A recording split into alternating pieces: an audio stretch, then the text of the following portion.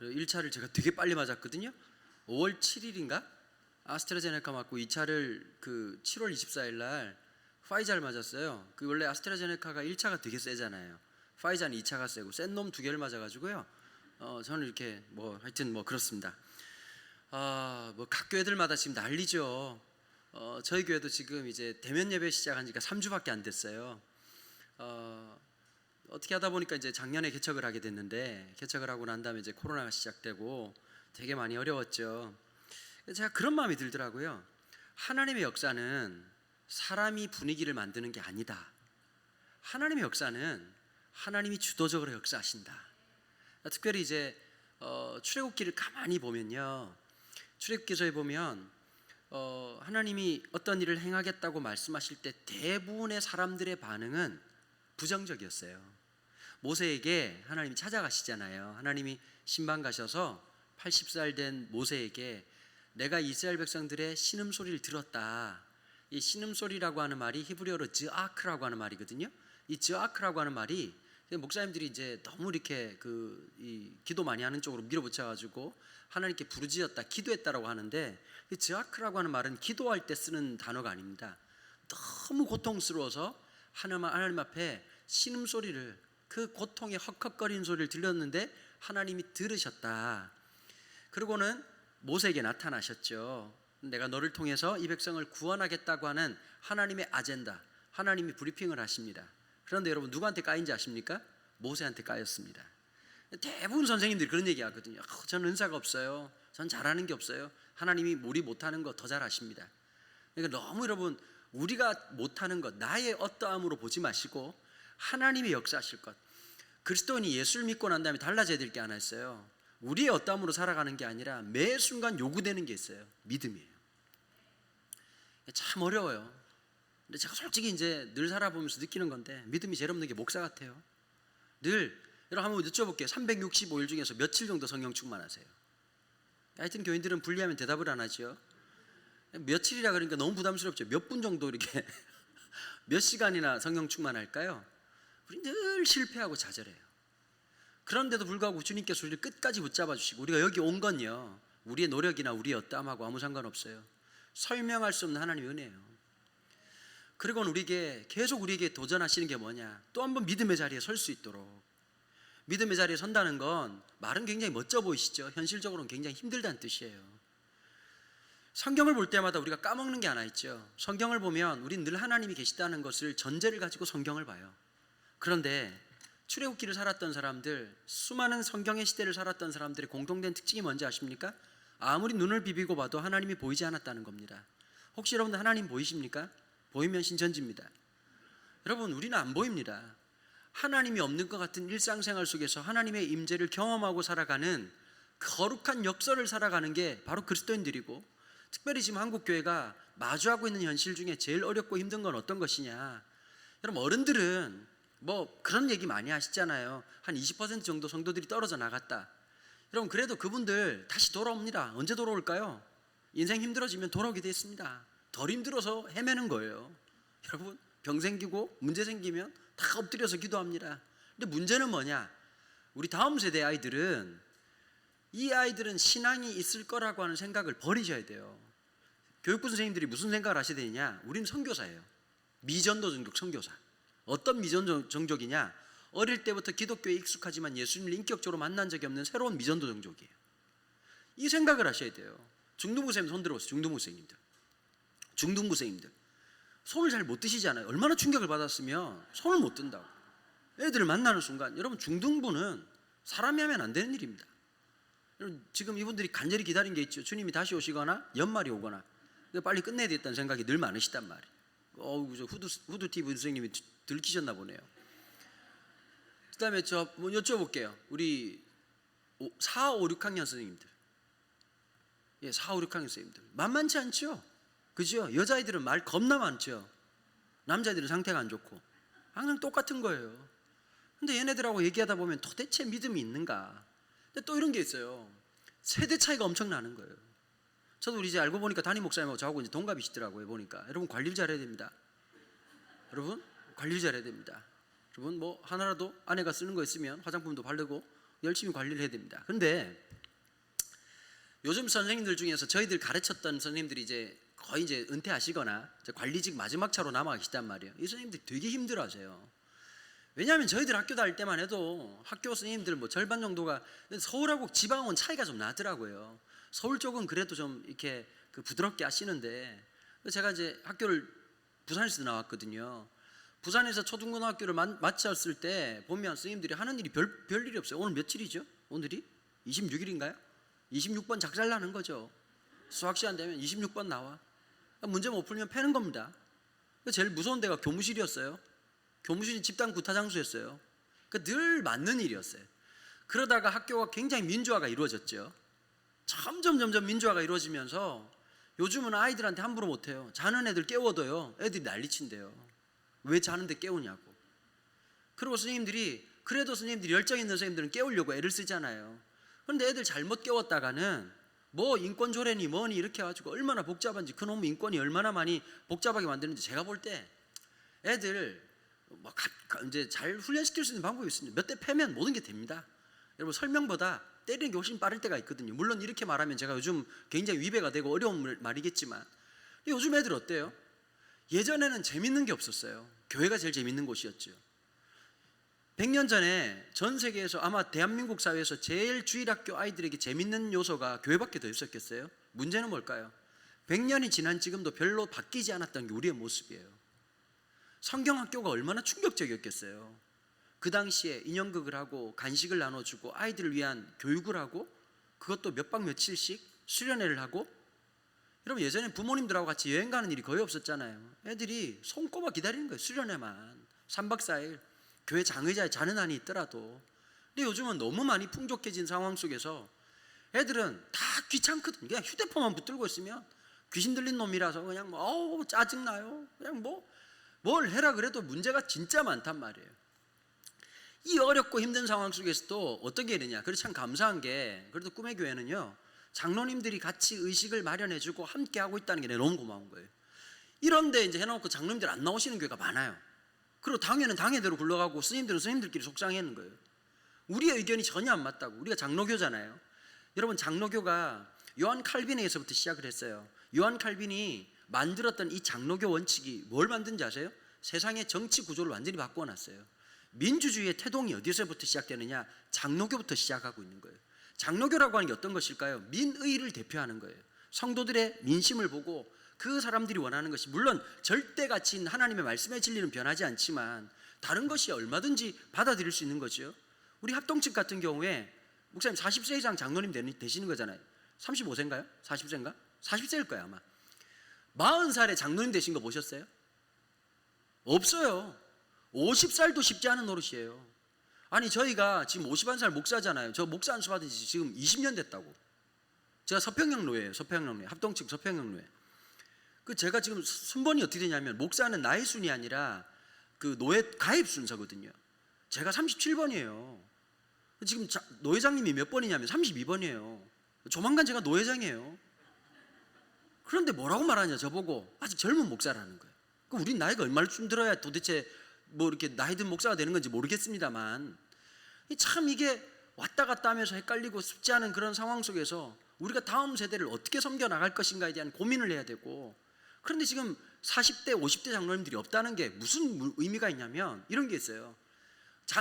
지금 혹시 자녀분들 중에 우리 아이가 초등학생이다, 손 들어 보십시오. 선생님 혼자 계시면 초등학생 애들 지금 뭐 원하는지 어떻게 살고 있는지 잘 아시죠, 그죠? 근데 그게 딱 지나고 애가 중학교만 딱 넘어가잖아요. 초등학교 애들이 눈에 안 보여요. 저희 집 애가, 제가 결혼이 조금 늦어가지고 고등학생, 중학생이에요. 그러니까 고등학생, 중학생들이 지금 어떻게 살아가는지를 너무 잘 알고 있는 거예요. 애들이 지금 거기다가 팬데믹 경험하고 있죠. 집단적 우울증이 깊어요. 애들이 학교를 못 가니까 고등학교 2학년짜리인데 벌써 애들이 공부에 대한 양극화가 너무 심해져 버린 거예요. 여러분, 원래 공부는 할 놈들은 하게 돼 있어. 항상 그런 법이에요. 그러니까 애들 보고 너무 이렇게 쪼우지 마세요. 이렇게 막 공부 안 한다고 야단치지 말고, 그건 엄마 아빠 잘못이에요. 보통 그러잖아요. 엄마 아빠들이 이런 놈이 태어날 줄 몰랐다고. 걔들도 할 말은 있는 거예요. 이런 부모일 줄 몰랐죠. 피차일반이요? 그래서 이걸 알 수가 있는 거예요. 자녀가 내게 아닌 이유는 이런 놈이 나올 줄 몰라서 그런 거예요. 하나님이 잠시 우리를 렌트하신 거예요. 잠시 빌렸고 그 아이들을 태어나게 하신 거예요. 여러분, 아무리 애를 써도 아이는 이해가 안 돼요. 우리가 그 아이들을 섬기고 돌볼 때 제일 중요한 게 사랑이라고 하는 관점이 아니면 절대 안 되는 거예요. 여러분들 아들, 딸 있으신 분, 그런 아들, 딸이 우리 교회 부목사로 있었으면 이틀 뒤에 잘렸어요. 그런 놈을 누가 쓰겠냐고요. 그런데 자를 수가 없어요. 아들, 딸은 사랑할 수밖에 없는 거예요. 이해해줘야 되고 사랑해줘야 되는 거예요. 주님께서 우리에게 물으시죠. 자녀를 사랑하듯이 사랑할 수 있냐는 거예요. 수많은 선생님이 필요한 게 아니라 한 명의 아버지가 필요하다는 거예요. 그게 이 디모데서에서 우리가 발견하게 되는 스승의 모습이잖아요. 여러분, 또 하나가 있어요. 여러분들 너무 애들이 안 바뀌고 애들이 정말 엉망이라고 생각하시잖아요. 근데 하나 아셔야 될 게 있어요. 이 일을 주님께서 우리에게 맡기셨다는 거예요. 여러분들은 지금 교사가 되고 이 자리에 왔다는 것을 우연의 일치나 아니면 내가 열심히 해서 여기 왔다고 생각하십니까? 저는 그렇게 믿지 않습니다. 저도 이 교회가 여기 있는지 몰랐습니다. 여러분들 처음 만났습니다. 여러분, 이 만남 속에 하나님의 섭리라고 하는 것이 반드시 있습니다. 하나님 역사라는 게 반드시 있거든요. 그렇다면 우리가 만나는 그 아이들 뭘 하나 알아야 될까요? 우연찮이 만난 게 아니라 하나님께서 보내신 놀라운 역사가 있다는 거예요. 여러분, 이스라엘 백성들이 출애굽기에 가만히 보면 중요한 두 곳의 지정학적 위치가 있어요. 하나는 홍해고 하나는 시내산이에요. 홍해라고 하는 것은 뭘 상징하죠? 하나님의 구원 사건을 상징적으로 나타내는 것이 홍해예요. 자, 갈라디아서에 보면 잘못된 율법 교사들이 사도 바울이 가르쳤던 이 복음, 믿음으로 구원받는다, 이신칭이라고 하는 것을 부정합니다. 어떻게 부정하죠? 그것만으로 구원받지 못한다, 행위가 없으면 구원받지 못한다, 할례도 받아야 되고 이런 일 저런 일도 해야 된다라고 얘기했습니다. 그런데 갑자기 사도 바울이 너무너무 화가 나가지고 갈라디아서에서 뭐라고 말하지요? 너희가 사람을 기쁘시게 할 거냐? 하나님을 기쁘시게 할 거냐? 사람을 기쁘시게 한다면 하나님의 종이 아니다 라고 얘기하면서 눈앞에 십자가에 박히신 예수님이 눈에 밝히 보이거늘 누가 너희들을 깨더냐 라고 하면서 도전하는 말씀을 하죠. 그런데 이 사도 바울의 논리가 이겁니다.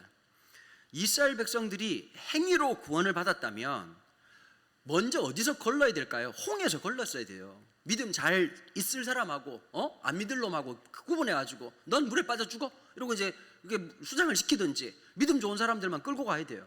근데 그러지 않으셨어요. 하나님께서 홍해에서 구원하셨어요. 그 다음 두 번째 장소가 시내산이라고 그랬죠. 시내산에서 뭘 하죠? 하나님의 언약 체결하는 거예요. 구원을 먼저 행하시고 구원받은 백성으로서 어떻게 살아가야 될지를, 여러분, 우리가 말씀을 듣고 은혜를 받아야 될 이유가 뭐냐면 우리가 누군지를 자꾸 까먹는 거예요. 세상에서 말해주는 대로 살은 거야. 너는 월급장이야, 너는 공무원이야, 넌 학생이야, 넌 아줌마야, 넌 아저씨야. 이 말에 길들여서 살아가다 보니까 겨우 하나님을 어떻게 생각하느냐, 도깨비 방망이 정도로 생각한단 말이에요. 물론 하나님께서 병도 낫게 해주시고 문제도 치료해 주시고 해결해 주시고 하나님 역사하시는 분이에요. 그런데 여러분, 하나님은 그것보다 더 큰 것을 주길 원하신단 말이에요. 하나님이 우리 아버지세요. 게임 끝. 이번에 올림픽 할 때 양궁에서 맨 마지막에 그 선수가 쏘자마자 했던 말 끝. 주님이 모든 걸 이루셨단 말이에요. 주님이 우리의 삶 속에 함께 하신단 말이에요. 주님이 역사하신단 말이에요. 그러면 이 하나님의 놀라운 일은 누가 이루고 있다는 것이죠? 여러분, 보이지 않지만 하나님이 우리의 삶에 함께 하시고 이 북서울교회, 우리 꿈의 교회에 있는 아이들에게 하나님의 계획과 하나님의 아젠다가 있단 말이에요. 우리는 몰라요.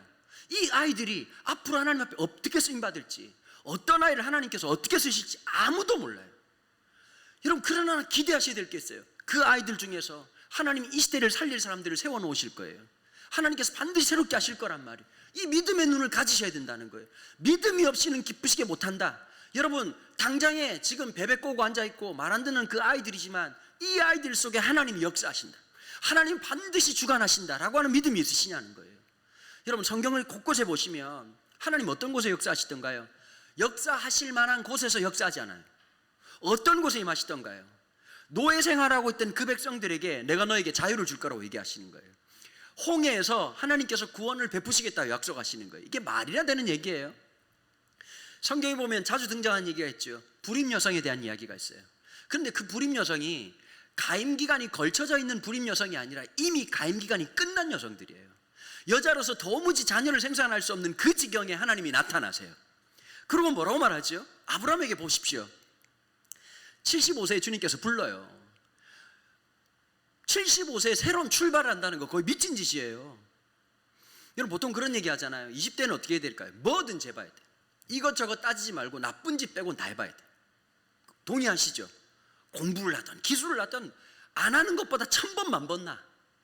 뭐라도 해야 돼. 30대는 뭘 해야 될까요? 선택과 집중을 해야 돼. 30대 때 갈등하면 이제 배우자 죽어나는 거예요. 하나라도 열심히 해야죠. 젊을 때야 다재다능이란 말이 되게 좋은 말이잖아요. 40 넘어서 다재다능은 무슨 뜻인지 아세요? 제대로 하는 게 하나도 없다는 뜻이에요. 뭐라도 하나 해야 된단 말이에요. 40대 때는 어떻게 되냐? 앞도 뒤도 보지 말고 그냥 죽으라고 해야 되는 거예요. 50대 때는 뭐 하느냐? 딴 생각하면 안 돼. 새로운 변화를 하면 안 된다는 거예요. 제가 50살에 개척을 했단 말이에요. 그랬더니 어떤 심리학자가 저보고 그런 얘기 하더라고요. 교수님이. 목사님 진짜 용기 있는 사람이라고. 50이 되면 사람이 굉장히 수동적으로 바뀌고 방어적으로 바뀌는데 새로운 시도를 했다는 것 자체가 참 놀라운 것이라고. 여러분 그걸 뭐라고 말하는지 아십니까? 하나님께서 제 옆구리를 쑤셔서 그런 거예요. 제 기질로는 제 성향으로는 절대 개척할 수도 없는 상황이에요. 제가 저보고 물어보거든요. 목사님 개척교회 어떠세요? 첫 번째 얘기를 해요. 하면 안 됩니다. 이게 우리 업계의 관행이에요. 있던 교회도 지금 팡팡 넘어지는 판에 개척이 되겠어요? 쉽지 않은 상황이죠. 그런데 하나님께서 진짜 모든 일들을 만들어 가시는 거예요. 만들어 가신다 그러니까 어떤 게 떠오르세요? 막 누가 돈을 줬거나 사람이 모일 것 같은 천만의 말씀. 불임의 상태로 만드시더라고요.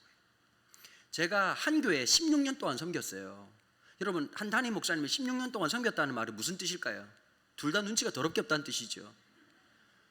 담임 목사님도 눈치 없는 거고 나도 눈치 없는 거고 둘이서 그냥 엉겨 붙어가지고 이렇게 살았는데 제가 어느 순간 문제가 생겼어요. 진짜 좋은 목사님이셨어요. 제가 존경하는 목사님이고요. 이분은 우리 합동 측에서는 잘 볼 수 없는 독특한 이력을 가지신 분입니다. 총신대학교 신학과 출신이긴 한데요. 합신으로 가셨지요. 이 목사님께서 총신대학교 25살에 예수를 믿었습니다. 그 전까지는 아주 좀 뭐라 그럴까요? 랩티한 분이었어요. 왜 그랬냐면 원래 이 집안이 아주 잘 사는 집안이었어요. 본인 스스로가 재밌는 얘기 하시더라고요. 그 목사님 하면 아무리 봐도 우리 집은 친일 집안이야 이러더라고요. 왜 그러세요? 그랬더니 6.25 때 아버지가 벤츠를 타고 다니셨대요. 그러니까 여러분 친일 집안 맞죠? 그치? 어떻게 봐? 친일 했으니까 그렇게 살았겠지. 그런데 작은 아버지가 쓰리스타였어요. 근데 이제 박정희 대통령이 쿠데타를 일으키고 난 다음에 선배님 도와주십시오 그랬는데 여러분 군인으로서 위계 질서가 있는데 아래 있는 사람이 쿠데타를 일으켰으니까 손을 잡을 수가 없었죠. 손을 내치고 난 다음에 완전히 보복을 철저하게 당해가지고 집, 땅 다 뺏기고 그 충격 때문에 집안이 멸문하기 시작했는데 아버지가 고등학교 2학년 때 돌아가신 거예요. 그러더라고요. 어릴 때 이 어른이 어떻게 자라셨냐면 그야말로 사대문 안에서 어릴 때부터 미제 과자를 드시고 살았다는 거예요. 그 나랑 결이 다른 사람이었어요. 그런데 아버지 딱 돌아가시고 난 다음에 어머니가 하나 남아있는 집을 하숙을 치면서 지냈는데 남동생하고 둘이 있는데 이분이 이제 그렇게 살아가다가 이제 이제 고등학교를 중동고등학교를 가셨는데요. 몸이 이렇게 좋으시니까 YWCA 유도부에 있으면서 있다 보니까 아무도 안 건들더래요. 그런데 딱 보니까 외어머니의 지금 가산이 너무 힘드니까 대학 가기는 언감생심이고 어떻게 생각했느냐, 그냥 뭐 일을 하든지 아니면 책을 보는 걸 너무 좋아하셔가지고 신춘문예 하려고 준비를 하고 있었던 거예요. 그러니까 수업 시간에 예전에 여러분 수업 시간에 수학 시간에 신춘문예 책 보면 선생님 가만히 두시겠어요? 딱 와가지고 이놈 자식 뭐 하는 거야? 그런데 보니까 책이 수준이 남다른 거예요. 그 선생님이 뭐 이 책 봤냐? 그랬더니 선생님 그러더래요. 열심히 해. 이분이 이제 어떻게 예수를 믿게 됐느냐, 첫사랑에 꼬여가지고 예수를 믿게 돼요. 사모님이 첫사랑이에요. 사모님은 확인을 안 해주더라고, 첫사랑인지 아닌지는. 조금 반응이 늦으시네요. 또 거기다 또 앞서가셨어. 사모님이 4살이나 연상이에요. 길 지나가는 아가씨를 딱 만나고 이게 막 불나방이 불에 빨려 들어가듯이 이 여자다 싶어가지고 따라갔는데 그 따라간 길이 수요 예배 반주자였던 거예요, 사모님이. 그게 예배당을 처음 나온 거였다. 그 전까지 기독교를 아주 혐오하고, 이 기독교라고 하는 게 사람 정신을 몽롱하게 만들어가지고 돈 뽑아먹는 이상한 집단이라고 생각을 했던 분이었는데, 이제 군 생활을 방위를 하셨단 말이에요. 그 2층에 딱 올라가지고 이제 저 팔짱 꼬고 딱 들으니까 기가 막히더래. 자기가 목사가 말하는데 막 아멘 아멘 이러니까 야, 저기 잘못된 사고방식에서 저 여자를 구원해야 되겠다는 생각을 가지고 있다가 1년 만에 자기가 갑자기 대성통곡을 하고 울면서 제대하고 난 다음에 총신대학교 신학과를 들어간 거예요. 들어갔는데 그 당시에 교수님 중에서 미국 교수님이 계셨어요. 간하베 교수님이라고. 이 교수님이 너무 앞서가 1970년대에 사회선교를 가르치신 거예요. 복음의 역사가 뭐냐? 가난하고 억눌린 사람들, 노동자 운동, 그런 일들을 하셨던 교수님 1970년대 들어오셔가지고 이분의 영향을 받으면서 구로공단에 있는 노동자들에게 성경공부를 가르치고, 그러면서 이제 일하다 보니까 그 당시에 위장으로 노동자로 취입했던 많은 사람들, 심상정 씨부터 시작해가지고 수많은 분들을 거기서 만났다는 거예요. 알고 보니까 다 서울대 출신이고 똑똑한 사람들인데 노동자 해방해야 된다고 들어와가지고 교회를 떡 개척을 하신 거예요. 교회를 개척하고 보니까 여러분, 여기에 좌파들 앉아가지고 있으니까, 노동자들 앉아있으니까 교회가 되겠습니까? 이게 쉽지 않은 거죠. 그러다가 10년 만에 문을 닫습니다. 그러더라고 저보고, 강 목사, 문 닫는 간판 내리는 목사의 마음이 얼마나 아픈지 아나. 그러고 이제 다 끝났다고 생각하고 중국 선교사를 준비하고 있었는데요, 그 일이 다 꼬여가지고 다시 개척을 하겠는데 삼본에서 개척을 하신 거예요. 경기도 삼본에서. 제가 첫 그 개척하는 영상을 봤는데 그 거구가 진짜 몸이 크시거든요. 그 별명이 구마적이라고, 옛날에 그 TV에 나왔던 구마적하고 똑같이 생겼어요. 이 어르신이 그러더라고요. 그 개척 예배 날 펑펑 우시더니 오늘 제가 사면 복권된 날입니다. 저는 예배당 문을 닫았던 목사인데 하나님이 다시 시작할 수 있는 기회를 주셨습니다. 그러고는 개척을 딱 시작했는데 하나님께서 12가정으로 시작했는데요, 이 교회가 3년 만에 500명이 된 거예요. 그런데 이 교회 특징은, 제가 이 교회 사역자로 갔을 때 교인들, 어른들 숫자가 1000명쯤 됐었어요. 그런데 이렇게 예배당에 있는 교회가 아니라 상가에 있는 교회고, 예배당을 짓지 않겠다, 하여튼 안 한다는 게 그렇게 많더라고, 그 목사님 보니까. 그런데 이제 개척을 딱 시작을 했는데 참 묘한 게 있어요. 이 교회 장로님들은 절반 정도가 전과자예요. 근데 전과자인데 묘한 거예요. 막 쓰리꾼이거나 이런 게 아니고 다 총학생 회장 출신들인 거예요. 그러니까 노동자 운동하고 민주화 운동하다가 잡혀가지고 공안에 끌려가지고 손톱 뽑히고 이런 분들이 이제 장로님이 되신 거예요. 그러니까 여러분, 좌파적 사고를 가지고 있는데 신앙을 하는데 일반 교회가 잘 안 되잖아요, 보면. 그런데 이제 이 교회 와서 목사님 설교의 선이 굉장히 굵었거든요. 역사, 정치, 문화, 성경신학적인 해박한 지식을 갖고 계시고 이러니까 굉장히 매력적이고, 그래서 이 교회는 특징이 하나 있어요. 남자 성도가 여자 성도보다 많았어요. 한 55% 됐었어요. 그러니까 남자분들이 모였는데 문제가 뭐냐? 애들이 안 모이는 거예요. 어른들이 1000명인데 그 당시 고등부가 30명이 안 됐다니까요. 중등부가 50명이 안 되는 거예요. 그래서 제가 이 교회 이제 그 수련회 강사로 갔었어요. 그 세상에 믿을 놈이 아무도 없다고 제 동서 형님이 그 교회 부목사로 있었는데 나보고 고등배들이 한 60명인데 수련을 좀 섬겨달라는 거예요. 갔는데 다 휴가가 됐는지 13명이 앉아있더라고. 여러분, 13명이라도 분위기가 살아있으면 상관없어요. 그런데 느낌이 어떠냐? 와, 신천지 앞에서 복음 전하는 느낌이었어요. 이 마루타 앞에서 그냥 설교하는 느낌이구나. 정말 힘들게 수련회를 다 하고 난 다음에 제가 그의 수련회 중에서 아마 그애가 제일 힘들었던 수련회였던 것 같아요. 지나고 난 다음에 연락이 온 거예요. 우리 교회 고등부를 좀 맡아달라는 거예요. 근데 하여튼 하나님께서 좀 몰아붙일 때가 있잖아요, 보면 어떤 상황에서. 진짜 묻지도 따지지도 않고 부산을 떠나가지고 경기도 삼본에 20년 전에 올라오게 됐습니다. 근데 더 놀라운 게 뭔지 아세요? 전임 사역자로 온 것도 아니고 파트 사역자로 왔다는 거예요. 애는 하나 있는데 살다 보면 무모해야 살아요. 무모해야. 근데 저는 이런 게 있거든요. 하나님의 성령이 충만하면 말도 안 되는 상황에서도 찬송하며 가는 거고, 아무리 고래등짝 같은 집에 살아도 하나님의 평안이 없으면 늘 불안한 거예요. 늘 근심이 되고 걱정이 되는 거예요. 제가 여기 딱 오는데 하나님 제 마음속에 딱 그런 사인을 주시더라고요. 진짜 하나님 은혜로 제가 9명으로 개척을 시작했거든요. 참 9명이라는 숫자, 그 다음에 10원 한 장 도와줄 수 있는 상황이 아니었다고요. 누구도. 정말 아무것도 없이 작년에 개척을 하고 처음으로 상가를 작년 3월 22일 날 북광장에다가 조그마한 공간 해가지고 개척을 시작했단 말이에요. 근데 저는 솔직히 그래요. 진짜 하나님 앞에 이 코로나 때 너무너무 제가 입을 다물고 조용히 있어야 될 이유가 있다면 있을 수 없는 일이 이 더 푸른 교회를 통해서 드러났다는 거예요. 저희가 지금 출석 인원이 얼마 정도 되냐면 아이들까지 다 합쳐서 거진 400명이에요. 여러분 놀라지도 않으시네요. 9명으로 시작했던 공동체가 2년도 안 돼가지고 400명이 됐다는 거. 작년 10월 31일까지 저 혼자 사역을 했어요. 저는 개척할 준비도 없었던 사람이고 아무것도 없었던 사람인데, 그런데 여러분, 그 굽이치는 역사 속에서 목사님하고 있으면서 제가 깨달은 게 하나 있었어요. 여러분, 아무리 사람들이 많이 모여도 다음 세대가 없다는 게 얼마나 치명적인 것을 뼈저리게 느꼈어요. 예배당 건물만 남고 사람이 안 남는다면 아무 의미가 없는 거거든요. 그 다음에 또 하나가 있어요. 주일 학교 아이들을 볼 때 스님들 잘 들으셔야 돼요. 이 아이들이 마지막, 우리가 믿음의 여정의 마지막 순간에 그 아이들의 믿음에 도움을 받고 생을 마감한다는 생각을 해야 되는 거예요. 저하고 우리 교회 전수사님 막내하고 지금 몇 살 차이냐면 만 20살 차이가 나요.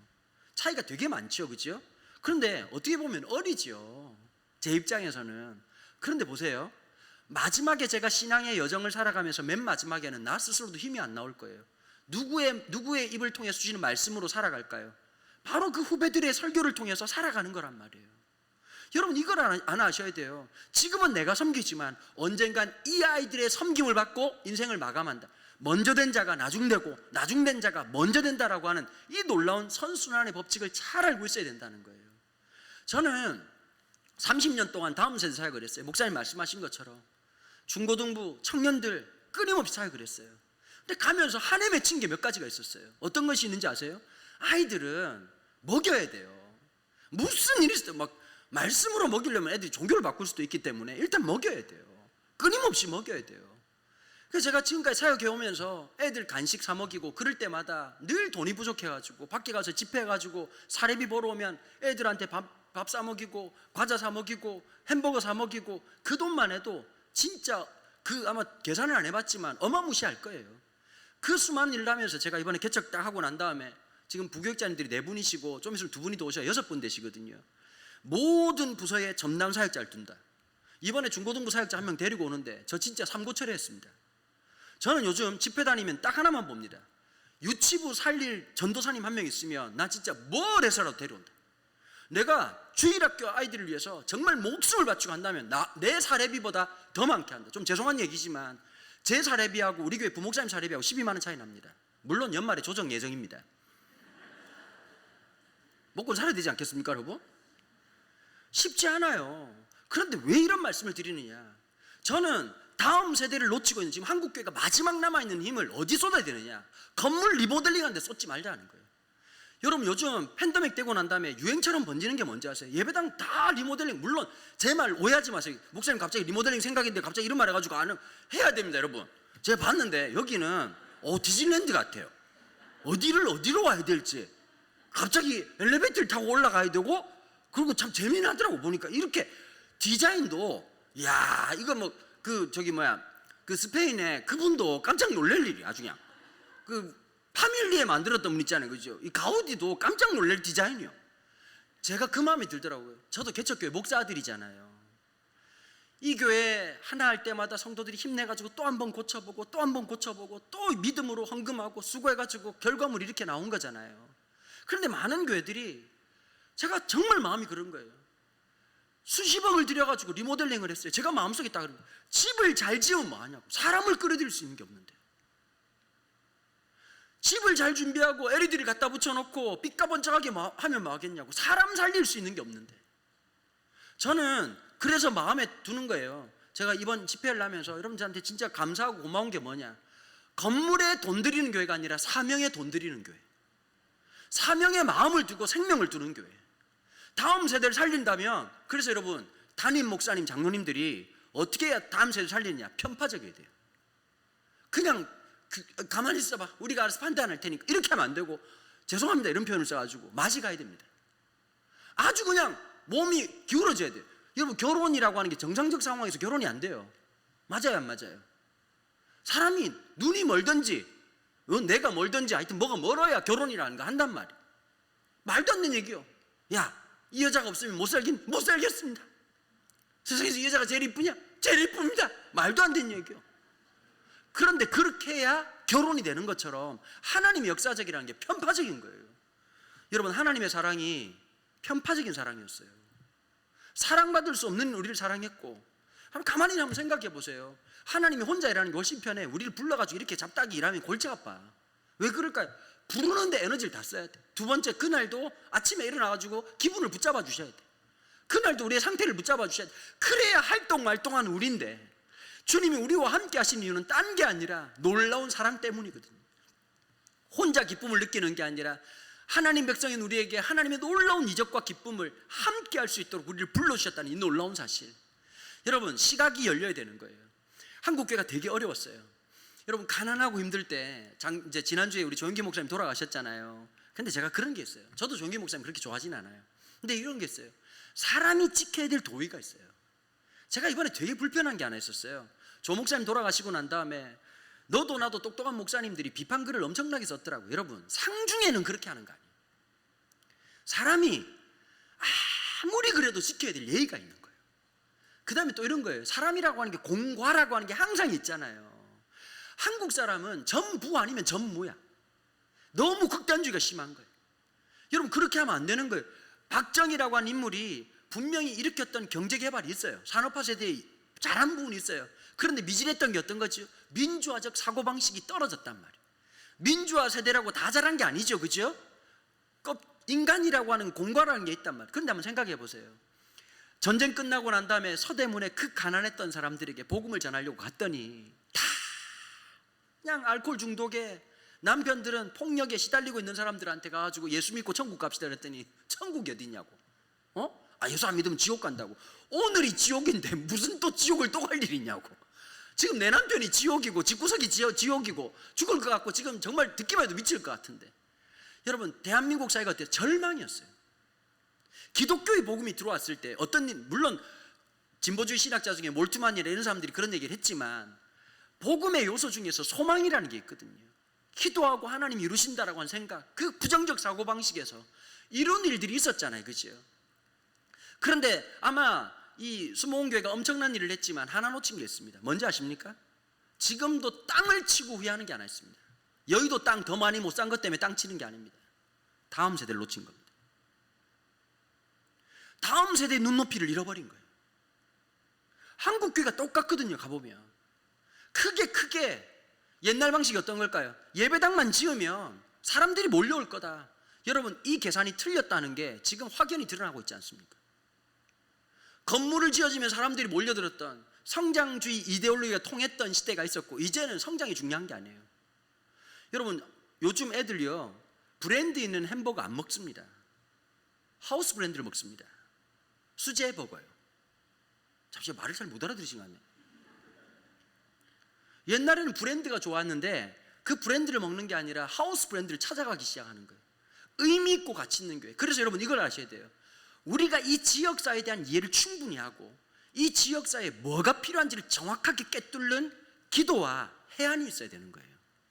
이쪽 지역에 어떤 아이들이 머물고 있는지 적어도 호구조사를 하고 여기서 진짜 필요한 게 어떤 것인지를 알고 우리가 접근을 해야 된다. 여러분, 가게를 시작해도 마케팅이라도 하죠. 우린 마케팅이 없어. 믿음으로! 여러분, 믿음이라고 하는 게 무작대고 하는 게 아니에요. 그러면 정탐꾼 필요한가요? 필요 없죠. 오병이요, 어차피 다 먹을 건데 50명씩 100명씩 왜 안 치냐고. 다 필요 없어. 그런 극단주의 방식이 아니라 잘 파악을 해야 돼요. 제가 살고 있는 이 동탄이라고 하는 지역은요, 전국에서 유일한 과밀학급입니다. 제 딸아이가 중학교 3학년인데 13반까지 했어요. 과밀학급이에요. 각 반당 35명이에요. 발에 차이는 게 아이들이에요. 그런데 문제는 뭐냐? 그 다음 세대 사역을 준비하는 교회가 없다는 거예요. 왜 그랬을까요? 아주 잘못된 사고방식이에요. 어른들은 헌금이 나오거든. 애들은 모여봐야 마이너스야.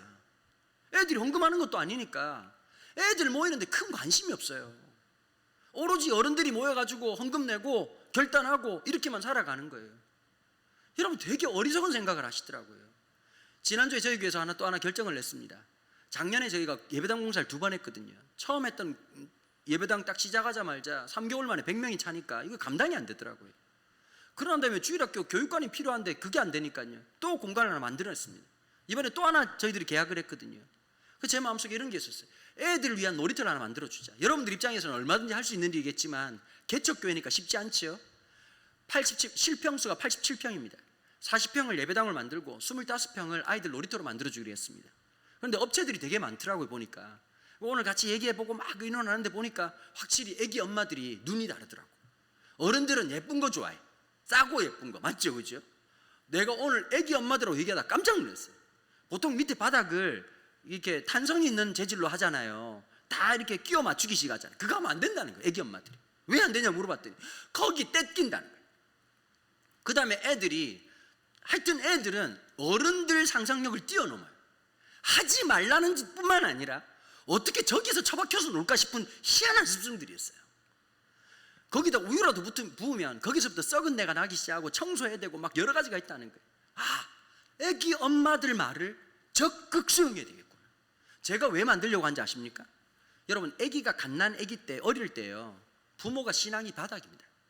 시식, 순장 출신이든 간사 출신이든 필요 없이 그때 되면 영적 비수기가 시작돼가지고 있던 믿음도 사라질 판이에요. 내가 왜 그걸 만들고 싶었냐면 애들 데리고 와서 3분이라도 기도해라. 애들 데리고 와서 3분이라도 기도해라. 다시 엄마가 살아야 그 젖 먹고 있는 이 아이가 달라질 거 아니에요.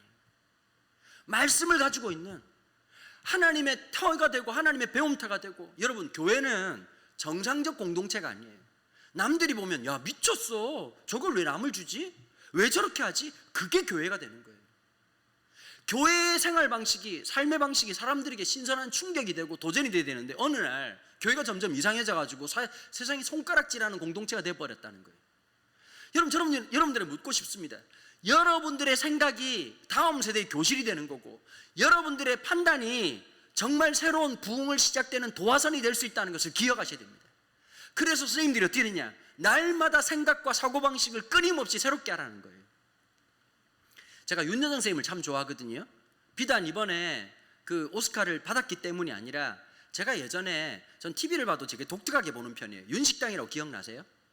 윤여정 선생님하고 그 다음에 이서진하고 김유미라고 하는 탤런트가 나왔어요. 근데 한번 생각해보세요. 이걸 싹 지우고 70대 할머니 한 명하고 40대 아재 한 명하고 20대 아가씨가 만났다. 대화가 될까요? 다시, 지금 말을 못 알아들으시는데 70대 할머니 한 분하고 40대 꼰대하고 20대 아가씨가 대화가 될까요? 여러분, 이걸 예능으로 생각하지 말고 구조를 한번 봐보세요. 그럼 또 이런 게 있어요. 탤런트들은 보통 기가 센 게 아닙니다. 카메라가 딱 돌아가면 바로 눈물을 떨어뜨려야 되고 카리스마가 쩔어야 됩니다. 윤여정 선생님 하면 우리나라 유명한 분이시죠, 그죠? 딴 걸로 설명이 필요 없죠. 전 남편이 조영남이란 한마디만 해도 모든 이력을 얘기할 수 있는 분입니다. 거기다가 우리나라가 미니스커트를 입었다는 학설이 두 가지가 있어요. 어떤 학설이 있냐면 윤복희 씨가 처음 입었다는 학설도 있고, 윤여정 선생님이 먼저 입었, 어쨌든 윤 씨라는 건 분명한 것 같습니다. 그럼 제가 10년 전에 제 후배 그 제자 중에 한 명이 외국에 유학 갔다가 들어왔는데, 여학생이에요. 10년 전이에요. 레깅스를 입고 나타난 거예요. 나 그때의 충격을 잊을 수가 없어. 내가 노안이 왔나? 내가 지금 뭘 본 건가? 그 와가지고 목사님 이러는데 내가 레깅스만 입고, 이걸 치마를 입은 것도 아니고 그 레깅스만 입고, 나 그날을 잊을 수가 없어요. 충격적. 그래가지고 애를 쳐다보지를 못하고 왔구나, 허공을 쳐다보면서 주님 정말입니다. 주님. 아마 제가 받았던 충격보다 더 큰 충격이 윤여정 선생님이나 윤복희 씨가 처음 미니스커트를 입었을 거예요. 보통 여러분 멘탈이 아니면 못합니다. 대단하신 분이었죠. 그런데 한 번은 그 윤여정 선생님한테 누가 인터뷰를 했어요. 이 구조를 보면서. 똑똑한 분이시죠. 아니 어떻게 70대와 40대와 20대가 이렇게 기가 막히게 아무 탈 없이 이 예능을 성공할 수 있었느냐. 근데 제가 거기서 윤여정 선생님한테 되게 반했어요. 윤여정 선생님이 뭐라고 말하느냐, 난 이제 늙었잖아. 늙었다는 건 수용할 수 있는 힘이 없다는 거잖아. 그래서 나는 애들이 말하면 뭐든지 따라가기로 했던 거예요. 여러분, 이게 능력이에요. 내 고집, 내 경험을 주장하는 게 아니라 수용할 수 있는 이상. 특별히 여기에 보면 20대도 있잖아요, 그렇죠? 희한한 집단이에요. 우리 장로님도 60대도 계실 때고 70대도 계실 때고 여기 20대도 있어. 이게 조합이 말이 안 되는 조합이에요. 불교에서는 불가능한 조합이에요. 이번에 나온 김에 우리 코로나 터지고 교회가 제일 힘든 것 같은데 사실은 제일 볼멘 소리를 못하고 있는 집단이 불교랍니다. 여러분, 불교는 비대면이 없어요. 여러분, 스님들이 유튜브로 촬영을 못해요. 그리고 거의 다 할아버지 할머니들이라서 인터넷으로 헌금이 안 돼요, 이분들이. 그 스님들이 시름시름 앓고 있다라고 하는 정보가 있습니다. 캐톨릭도 안 돼요. 신부님들이 성부께 영광, 이게 유튜브로 안 돼요. 그래도 우리 교회라도 남아있으니 그런 거지. 그런데 이 교회 안에서 봐보세요. 이 조합만 해도 엄청난 조합이잖아요. 그러면 어떻게 되느냐? 어른들이 멋져져야 되는 거예요. 저는 진짜 교회 어른들이 정말 멋진, 세상에서 볼 수 없는 멋진 어른들이 됐으면 좋겠다는 거예요. 의견을 내. 젊은 사람들이 우리 반에 주일학교 이렇게 하면 되겠어. 나 다 해봤어. 소용, 다 해봤어요. 그런 말을 하시면 안 돼. 무슨 의견을 내면 자, 따라해보세요. 환하게 웃으면서, 환하게 굉장히 좋은 의견인데, 이렇게 얘기를 해주는 거예요. 나이 들어서 멋져지는 방법 두 가지. 돈을 내든지 멋진 말을 하든지. 이게 결정적인 거예요. 이야, 좋은 의견이다. 뭘 도와줄까? 여러분, 이러면 자연스럽게 세대 교체가 이루어지는 거예요. 한국 사회가 왜 안 될까요? 내려오질 않아. 하나님이 내려오라고 얘기했는데 안 내려와. 여러분, 보통 야구도 6회까지 3점 이하로 던지면 잘 던졌다 그래가지고 코치가 딱 올라가면 박수치고 내려와야 되잖아요. 그런데 갑자기 선발 투수가 안 내려오는 거예요. 내려와야 되는 거예요. 내려오면서 같이 화이팅을 외쳐주고 열심히 해주고 격려해주고, 그 다음에 구원하고 한 이닝 잘 끝나고 나면 하이파이브 해주고 수고했다고, 잘했다고 격려해주고 위로해주고. 시작부터 잘하는 사람 누가 있습니까? 제가 한 달 전에요, 그 한 학교, 신학교에서 주최한 설교 세미나를 했었습니다. 그 설교 이제 신학교 교수님 한 분, 그 다음에 그 다음에 이제 60대 목사님 한 분하고 이렇게 3명이 이제 패널이 돼가지고 강의를 하고 난 다음에 전사님 설교를 하는 거예요. 설교를 3명이 하고 난 다음에 느낌이 어떤 느낌이냐? 딱 이런, 나는 가수다 느낌이었어요. 제 점수는요, 이런 느낌이었어요. 그런데 이제 신학교 교수님들이야 꼼꼼하게 앉아가지고 예수님 설교도 비판할 판인데 그 누가 남아나겠어, 전사님 설교가. 근데 60대 있는 목사님이 그날따라 좀 이렇게 선을 자꾸 넘으시더라고요, 보니까. 지금 전사님들을 안 하고 욕 안 듣는 게 편하지, 설교하고 욕 듣는 게 그게 얼마나 어려운 일이겠어요. 딱 나왔는데 갑자기 60대 목사님이 막 뭐라 그러시는 거예요. 제가 마음이 너무 불편하더라고. 내가 저 자리에 있으면 정말 죽고 싶겠다라는 생각이 들 만큼. 그래서 제가 그랬어요, 목사님 보고. 목사님, 이제 목사님부터 얘기 안 하고 처음부터 얘기했어요. 전사님 보고, 전사님 너무 잘하셨다고. 하나 분명한 건 전도사님 나이대가 저보다 전사님이 지금 훨씬 잘하신 거라고. 또 하나는 이 용기를 나는 100번 1000번 축복하고 싶다고. 그러면서 좋은 점을 정말 찾기는 쉽지 않았습니다. 좋은 점을 얘기하기가 정말 현미경으로 정말 쥐어 짜내가지고 그냥 아주 그냥 이게 뭐 정말 쉽지 않았지만 칭찬을 하면서 그 목사님도 그런 얘기를 했어요. 목사님, 우리 마지막에 저분들 설교로 은혜 받고 천국 가야 돼요. 그 의식을 가져야 되는 거예요. 여러분, 우리가 처음부터 잘했겠습니까? 여러분, 운전 처음부터 잘했습니까? 초보 때 다 했었고 어줍지 않을 때가 있었죠. 여러분, 결혼 초기에, 저도 결혼생활 20년 차인데 아내가 새벽에 뭐 다 때리 부는 소리가 나더라고요, 보니까. 그러고 나온 거라고는 계란 후라이였습니다. 밤이 맞도록 수고했지만 얻은 것이 아무것도 없는. 더 놀라운 사실은 아내가 콩나물을 무쳤는데 식초 넣는 거 맞죠? 라고 하는 얘기를 하면서 뒷덜미가 서늘해지고, 저는 한 번도 먹어본 적이 없는 놀라운 음식을 백종원이 왜 그런 표정을 짓는지 그때부터 알기 시작했습니다. 근데 지금은 잘하죠. 뚝딱뚝딱 만들고, 그 세월의 힘이라고 하는 게 사람을 그렇게 잘하게 만드는 거거든요. 저는 우리 청년들, 선생님들 너무 고마운 거예요. 안 하면 그만이에요. 여러분, 갈 데가 얼마나 많겠어요, 그죠?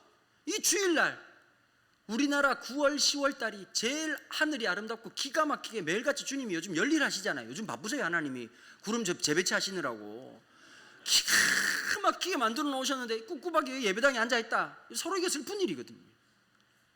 그런데 여기 왔다는 거, 적과 꿀이 흐르는 땅에 조금만 가면 있는데 얼마나 아름다운 곳이 많은데, 건대 앞에 가도 아름다운 게 있고 강남에 가면 더 아름다운 게 있고, 정말 그런데도 불구하고 여기에 그래도 다음 세대를 위해서 애쓰겠다고 모였다는 것 자체가 너무 저한테 볼 때는 고무적이고 의미 있고, 여러분 이미 이것이 하나님이 이루신 놀라운 붕이란 말이에요. 이래서는 안 되겠다라는 의식을 갖는 것 자체가 축복이에요. 무언가 해보자. 우리 교회 전사님이, 중고등부 전사님이 그런 얘기를 하는 거, 아이들 코로나라서 애들 어떻게 하고 있냐 물어봤더니 딱 그러더라고요. 저보고 그냥 애들하고 카톡하고 주고받고 있다고. 그냥 불렀어요. 야, 가. 어디요? 애들 집에 가. 가서 비대면이라도 밥 처먹어. 걔들 뭐라도 먹어. 선물 포장해서 애들한테 가서 얼굴 보고 와. 복음은 얼굴을 보고 하는 거야. 가서 단 1분이라도 기도해줘. 제가 진짜 플렉스했어요. 담임 목사 되고 난 다음에 부교육자들한테 다 교회 카드 줬어요. 그랬더니 우리 청년부 목사가 그러더라고요. 담임 목사님 주신 카드로, 좌우의 날선 카드로 계속 긋고 있습니다. 그러니까 어떤 일이 벌어진지 아세요? 우리 지금 청년부 시작한 지가 4개월밖에 안 됐거든요. 지금 우리 청년부가 지금 55명이에요. 주일 출석이. 유치부 시작된 지 얼마 안 됐는데 지금 25명이에요. 사람이 있어야 되는 거예요. 사람을 향한 열망. 주일학교 청소년들, 청년들, 이 아이들을 키워내는 것이 다음 세대 대안이란 말이에요. 우리는 어차피 예수 믿고 살아요. 교회가 온 마음을 기울여야 되는 거예요. 그래서 다음에 목사님 한번 붕괴할 때 전세대 붕괴 한번 하세요. 주일학교 아이들 그걸 잘하는 목사가 있어요. 저요. 왜 중요하냐? 제가 요즘 붕괴 갈 때마다 꼭 부탁하는 게 있어요. 붕괴 가면 주일학교 애들 다 오라 그래요. 힘들어도 내가 힘들 테니까. 왜 그런지 아십니까? 애들이 어른들의 경건성을 못 배워요. 어른들이 기도하는 뒷모습을 봐야 그렇게 배우고 자란 아이들이 인생의 위기를 당할 때 기도한단 말이에요. 신앙은 듣고 배우는 게 아니에요. 보고 배우는 거예요. 애들은 웃기겠지. 엄마 아빠가 기도하는 모습 언제 본 적이 있어야지. 말씀으로 한번 열광적으로 함께 해가지고 주일학교 애들도 나와보고 중고등부 애들도 와보고 그런 문화를 만들어야 되는 거예요. 함께 모든 세대가 함께 은혜 받고. 그러니까 이런 거예요. 한 방향만이 아니라 쌍방향으로 은혜 받고 어떻게 해서든 은혜 받을 수 있도록 아이들 만들어주고 그 아이들이 함께 그 은혜를 경험할 수 있도록 만들어주는 하나님의 온전한 태가 될 수 있도록 끊임없이 얘기해야 되는 거예요. 선생님들의 사고가 바뀌어야 된다고 말씀을 드렸어요. 바라보는 관점이 바뀌어야 되는 거예요. 하나님이 이 아이를 통해서 이루실 일이 있다. 하나님이 이 아이를 통해서 이루실 일이 있다. OM이라는 선교단체가 있습니다. Operation Mobilization이라고. 지금도 현재 가장 그 중동 모슬렘권에 제일 많은 선교사를 보내는 지역이죠. 그래서 전혀 기독교적인 색채를 드러내지 않습니다. Operation Mobilization. 전혀 기독교적인 단어가 없잖아요. 그죠? 그 OM의 총재였던 조지 보어라고 하는 분이 계시는데요. 이분이 맨체스터 출신입니다. 영국 맨체스터가 원래 좀 이렇게 좀 그 남자애들이 주먹 세고 좀 거칠기로 유명한 동네거든요. 맨체스터 갱 출신이었습니다. 그런데 그 동네 주일학교 선생님 중에 할머니 중에 한 분이 그 조지 보어를 보면서 계속 중보기도하는 스님 한 분이 계셨습니다. 그 아이가 늘 사고치고 문제가 있을 때만 자기 집에 데려와서 밥도 먹이고. 그런데 나중에 이 조지 보어가 그 선생님한테 얘기하는 거죠. 왜 나한테 이런 일을 하냐고. 화를 내더래요. 무슨 의도냐고. 왜 나한테 잘해주냐고. 누구도 내 부모도 나를 포기하고 누구도 나한테 관심을 갖지 않고 선생님도 나를 포기했다고 얘기하는데 왜 당신은 아무것도 아닌데 내한테 왜 그러냐고. 근데 그 선생님이 그렇게 얘기했다는 거예요. 나도 잘 모르지만 하나님의 마음이 나를 가만두지 않는다. 그 아이의 인생을 바꿔놓은 거예요. 여러분 마치 빌레몬서에 나온 오네시모처럼 전에는 무익한 자였고 말을 알아들으신 거예요. 성경을 여러분 지금 느낌이 공감이 잘 안 되고 있어요. 전에는 무익한 자였지만 복음 안에서 변화되기 시작하고 새롭게 된 아이들. 그 복음의 역사. 교회는 사람이 역사가 되는 거고 사람이 증거가 되는 거고 사람이 하나님 앞에서 드러나는 아름다운 열매가 되는 곳이 아니겠습니까? 그런 언심과 눈물이 있어야 된다는 거예요. 이번에 우리 청년 중에 규민이라는 친구가 있는데 저를 찾아왔어요. 찾아와가지고 갑자기 저를 보자마자 막 우는 거예요. 남자 청년이. 그럼 무슨 일인가, 또 사고 쳤나? 무슨 일인가? 그렇게 했는데 보니까 어려운 일을 되게 많이 당했더라고요.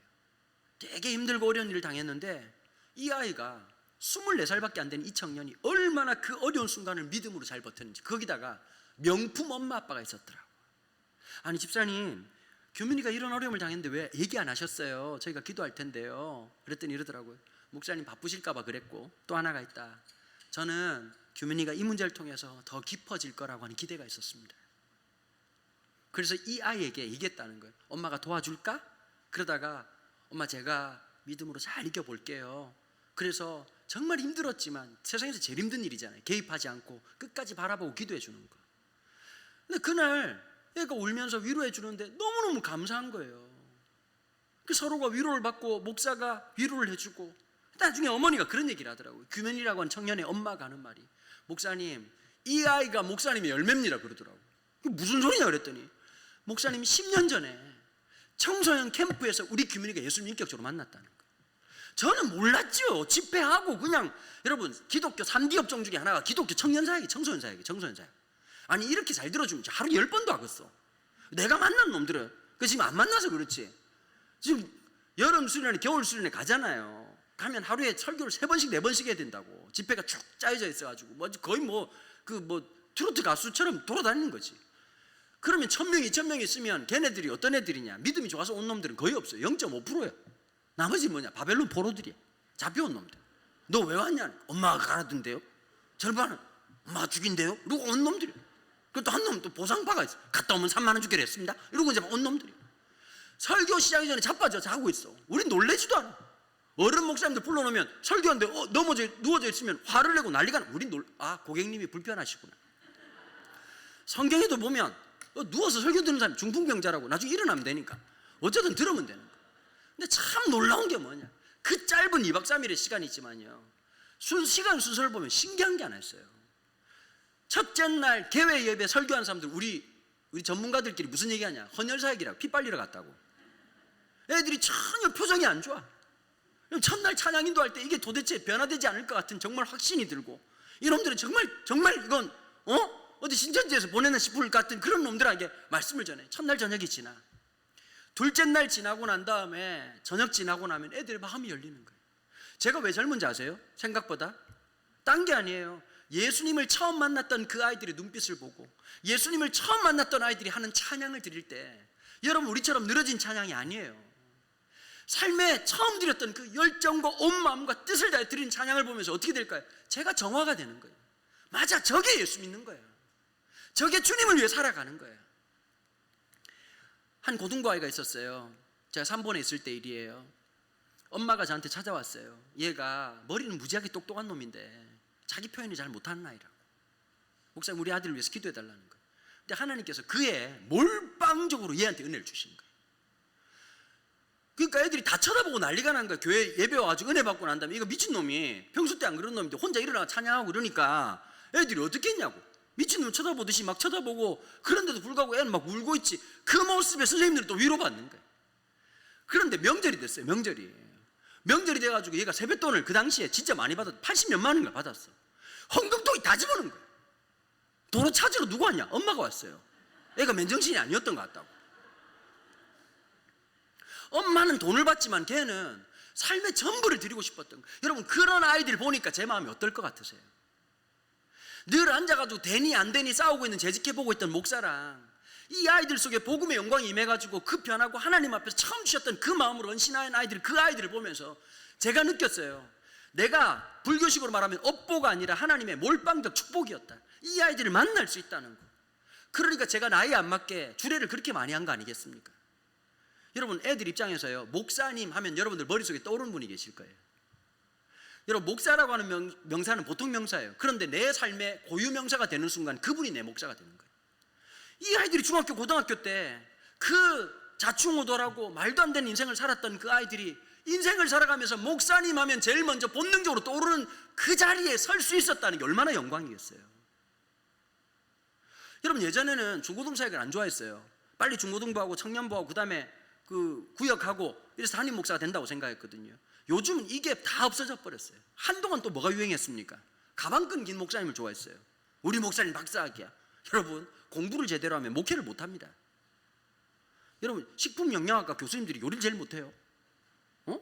위험하죠. 설탕 안 되죠. 이거 풀 뜯어 먹어야 돼요. 처음에 백종원 씨가 엄청 욕 들었어. 왜 그랬느냐? 정체를 알 수가 없는 거야. 넌 누구냐? 어느 학교에서 요리를 공부했느냐? 프랑스 무슨 대학교 나왔냐? 근데 이분이 이제 자격증은 다 있죠. 그런데 제가 백종원 씨 진짜 멋있게 얘기하더라고요. 저요? 밥 장사예요? 밥 장사라는 거예요. 여러분, 옛날에 우리 어머니가 그런 말을 했어. 요리사들 오늘의 요리는 만두가 되겠어요? 뭐 이렇게 아줌마 나오잖아요, 그죠? 뭐래 가지고 말도 안 되는 게 너비 아니 몇 센치 뭐 이렇게 하잖아요. 그럼 우리 엄마 가만 듣고 있다가 부산 사람들 말을 좀 세게 하거든. 아주 찌라를 해라. 그런 게 냉장고에 어디 있노? 여러분, 없는 것만 그렇게 해서 맛이 없으면 그건 여러분 정말 이거 꽝인 겁니다. 근데 백종원 씨가 멋지는 게 뭐죠?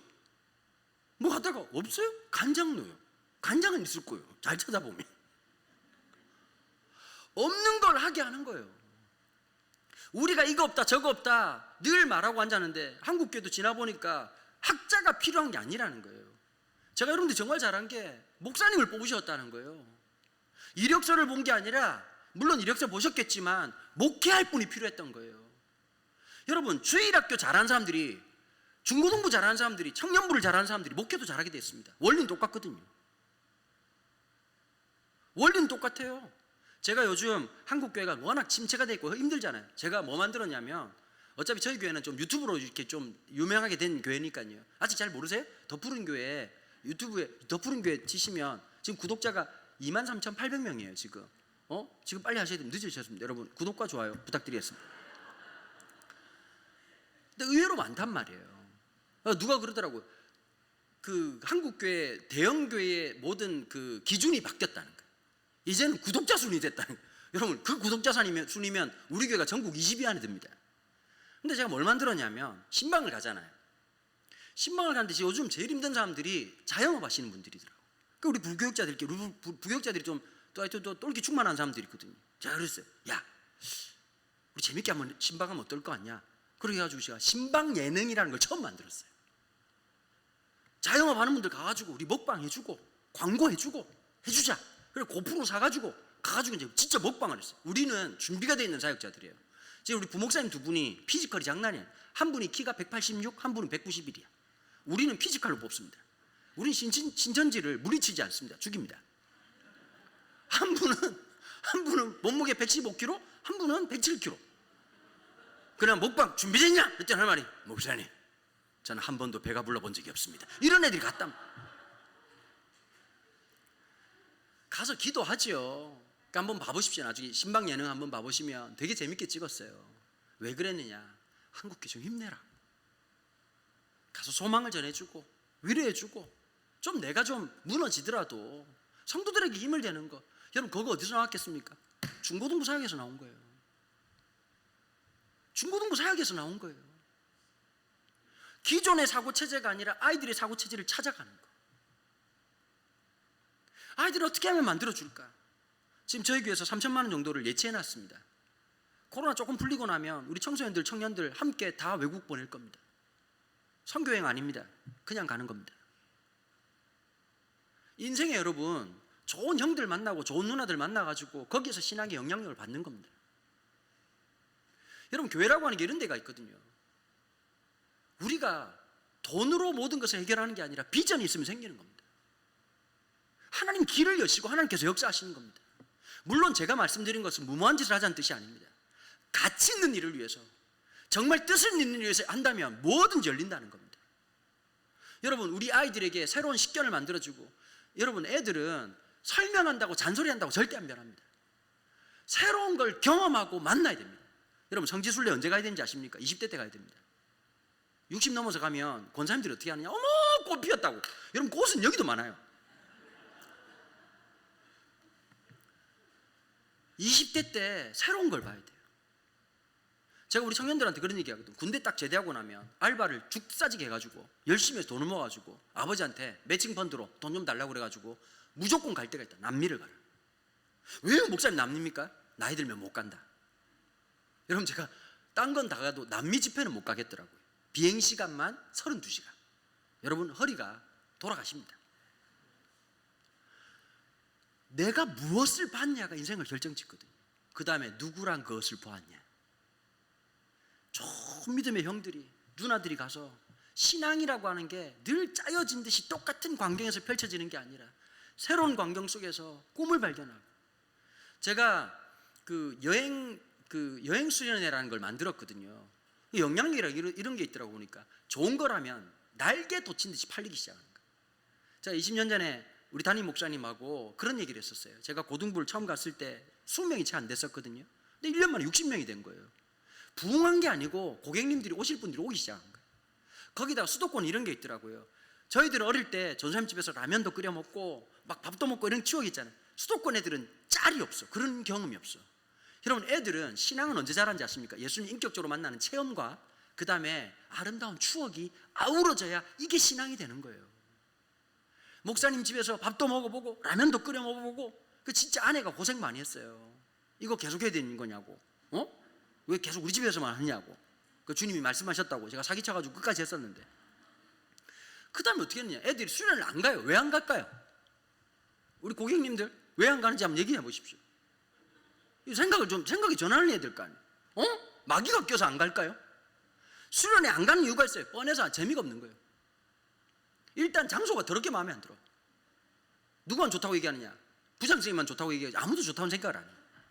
좋은데야? 좋은데 에어컨도 나오고, 에어컨 나면 무조건 좋은데, 옛날에 우리는 이러고 갑자기 또 라떼 얘기만 끊임없이 한단 말이에요. 애들이 깜짝 놀랄 만큼. 그래서 두 번째 3번의 사역이 끝나고 난 다음에 저도 참 눈치 없는 놈이지. 담임 목사님이 그 교회는 분리개척을 계속하는 교회였거든요. 분리개척을 계속하고 있다가 네 번째 분리개척을 담임 목사님이 하신 거예요. 60에. 그런데 나보고 그러더라고. 하는 말이, 하나님 응답을 주셨는데 당신이랑 나랑 둘이서 하란다고요. 그런데 그냥 웃으면서 그랬어요. 그분이 저한테는 아무 말도 없으셨는데. 그래서 저는 왜 했냐면 의리였어요. 의리. 그래도 어른이 저렇게 하시려고 하는데 내 도움이 필요하다면. 그때가 되게 중요한 순간, 40대 초반이었으니까. 여러분, 이제 담임 목회 생각하면 짱구 굴렸으면 안 갔겠죠. 근데 전 진짜 그런 마음이 있었거든요. 저 어른 위해서라면 내가 뭐든지 하겠다. 목사님 날 이렇게 품어주셨는데. 그렇게 딱 시작했는데 애들이 이제 잘 만들어가지고, 그때 청소년교회를 나른 걸 했었다면, 그 전에 3번에 있을 때는 그 말도 안 되는 애들 해가지고 나중에 중고등부 합쳐가지고 몇 명까지 늘었냐? 170명까지 늘었다고. 공간이 진짜 하나님 은혜로. 그 다음에 교사들이, 우리는 혁명적인 걸 했어요. 담임 목사님도 대단하시지. 청소년교회라고 하는 걸 만들면서, 20년 전이에요. 청소년교회라는 데를 만들면서 장소를 어디를 줬느냐? 본당을 줬어. 몇 시? 11시. 난리가 난 거야, 당회에서. 11시 예배가 중요한 거. 옛날에 보면 예배도 대중소, 이게 전골도 아니고 다 있었잖아요. 그죠? 대예배, 소예배, 뭐 하여튼 뭐 이런 예배 있었잖아요. 내가 대예배란 말이 이해가 안 돼. 이게 전골도 아니고, 무슨 전골은 사이즈라도 있지만 예배에 무슨 사이즈가 있냐고. 주일학교 예배도 예배지. 근데 이 목사님이 당에서 멋진 말씀을 하신 거예요. 우리는 어차피 예수 믿어가지고 밤에 모여라 그래도 짜증내면서 모인다. 새벽에 오라 하면 짜증내면서 모인다. 근데 얘네들은 선교적 대상이다. 이 아이들이 제일 우상 배정하는 게 교회 아니냐. 복음 전하는 걸 위해서. 2년 동안 본당을 11시를 썼다니까요. 그리고 교사들이 모였어요. 그리고 교사란 말을 쓰지 않고 목자라고 하는 말을 썼는데, 이 목자가 어떻게 했느냐?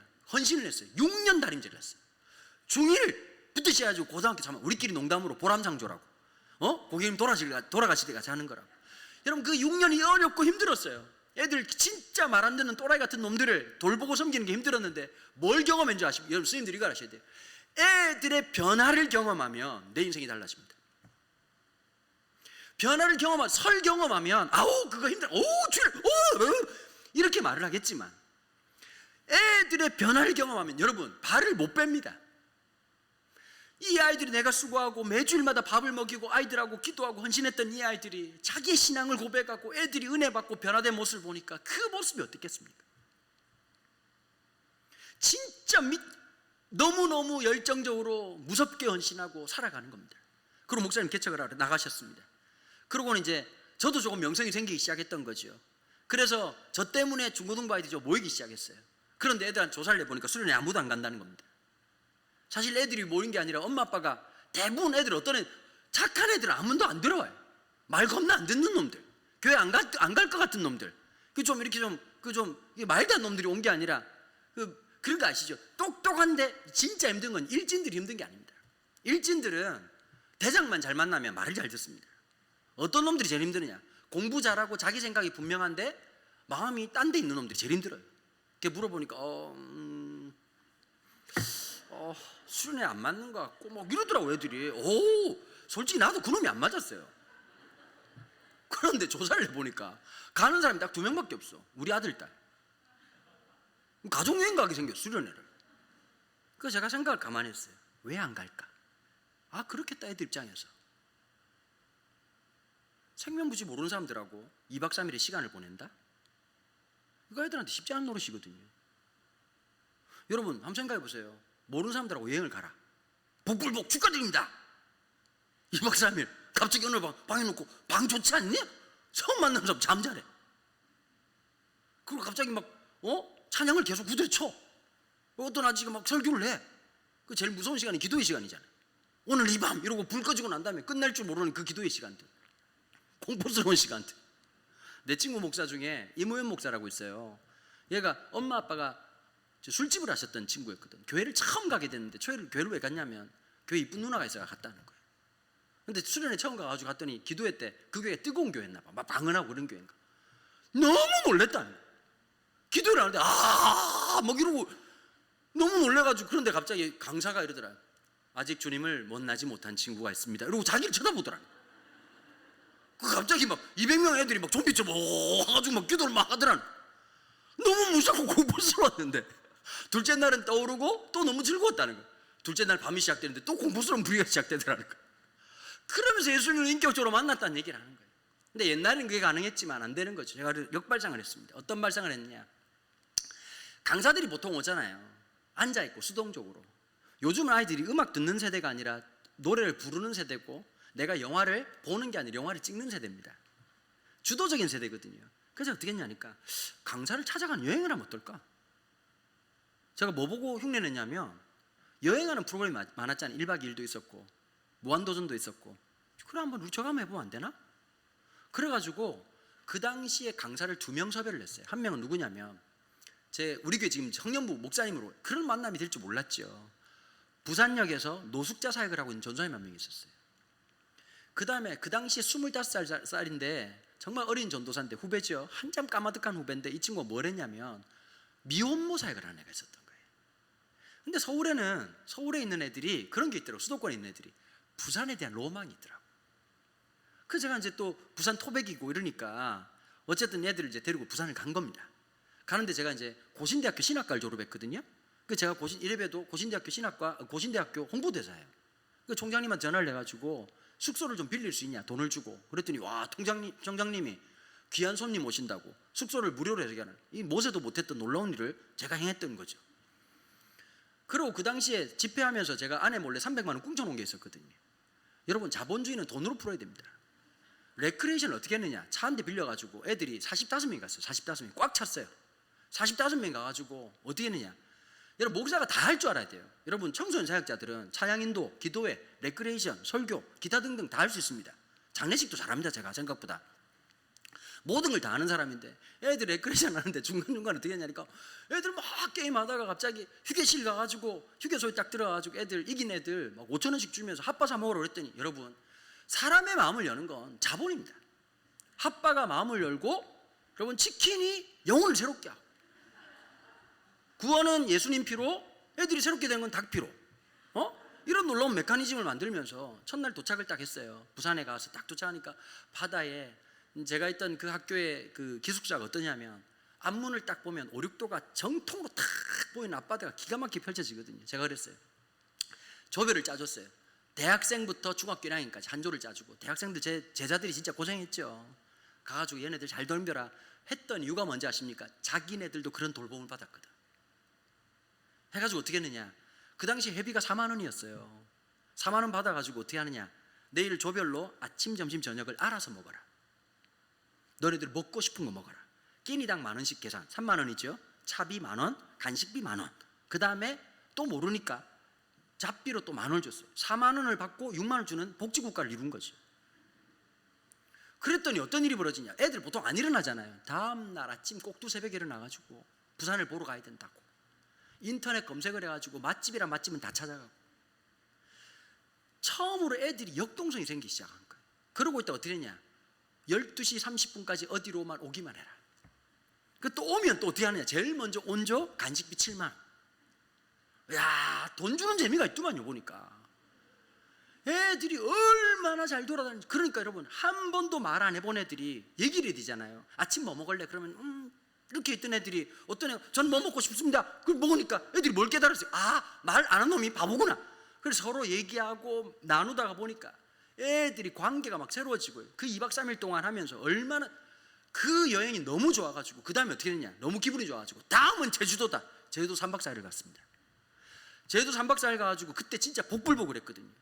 대학생들 조장들 짝 있는데 렌트카 스타렉스 2대, 그 다음에 자가용 1대, 꼴찌는 대중교통. 근데 애들마다 차이가 있어. 팀들이 너무 재미난 거예요. 어떤 팀이 있느냐, 인생 볼 거 있나, 첫 끼부터 돼지, 흑돼지를 먹으면서, 회와 돼지를 먹으면서 탕진하고 있는 탕자파가 있더라고. 마지막 판은 삼각김밥만 출창나게 먹고 있다가 마지막에 푸지게 먹는 조가 있고. 그러면서 뭘 가르쳤냐면 제주 4.3 사건에 대한 이야기도 가르쳐주고, 이희풍 선교사님의 선교 이야기, 그 다음에 뭘 했냐면 전라도 지역의 선교지를 쭉 돌아다녔던 거예요. 제가 뭘 아이디어를 얻었냐면 무한도전이었어요. 무한도전에 미국으로 갔다가 그냥 아무 의미 없는 곳을 지나갔는데 보니까 도산 안창호 선생님이 독립운동을 준비했던 곳이고, 이런 걸 다 발견했잖아요. 전라도 지역이, 전주 가면 다 먹거리만 있고 유명한 지역인 줄 아는데, 여러분, 전라도에서 처음으로 복음이 전해진 지역이 어디냐면 전주입니다. 원래 전라도라고 하는 말이 전주와 나주의 합성어거든요. 전주 서문교회가 처음으로 교회가 생긴 곳이었어요. 여러분, 그 당시 한국교회는 3가지를 했습니다. 선교사님들이 교회를 짓고 학교를 만들고 병원을 만들었습니다. 어디든지 역사가 100년 이상 된 거 제가 보면 첫 번째 세워진 교회가 있고, 두 번째 학교가 있고, 세 번째 병원이 있습니다. 전주도 마찬가지죠.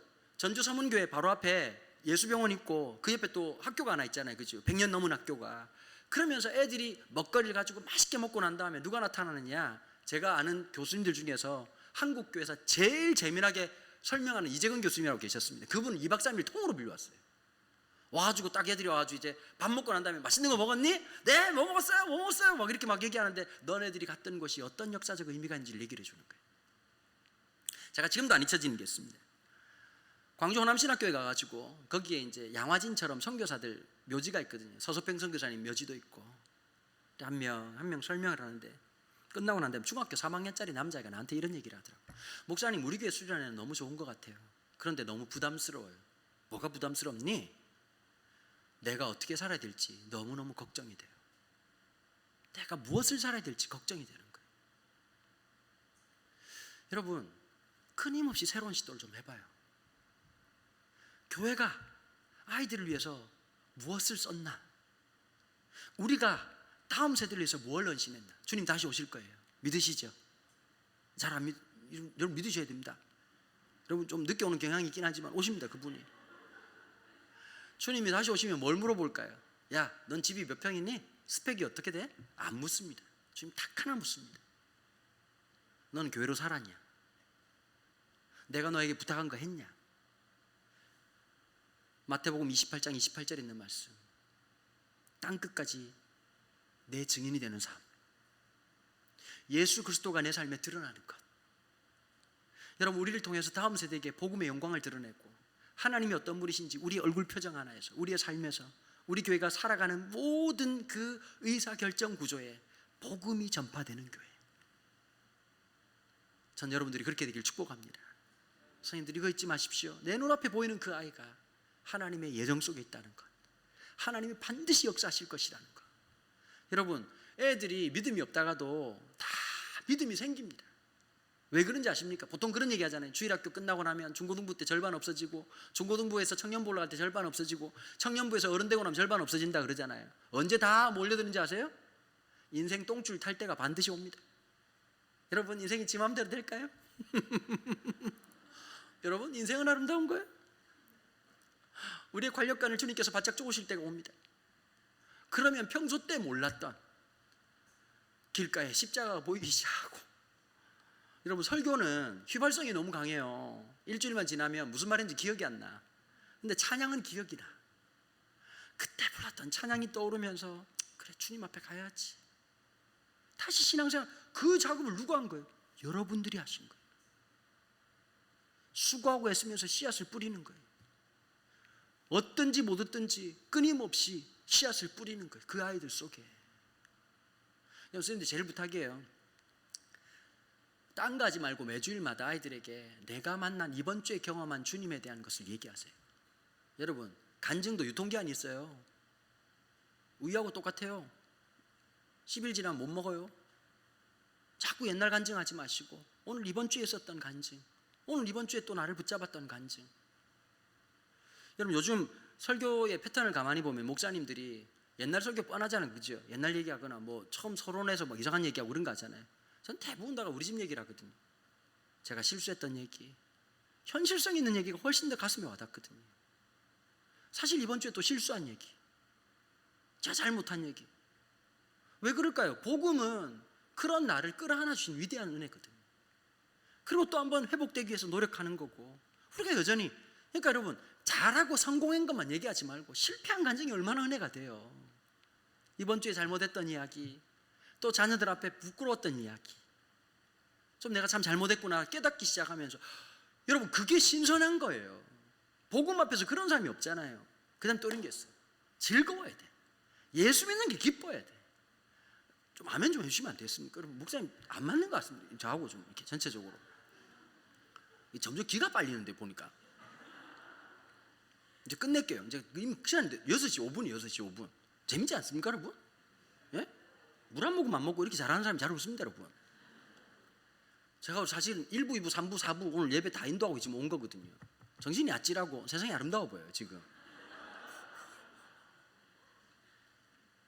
저는 그러고 싶어요. 무의식에서도 복음이 삐져나오는 사람, 힘들고 어려워도 복음 전하는 사람, 주님 다시 오실 거예요.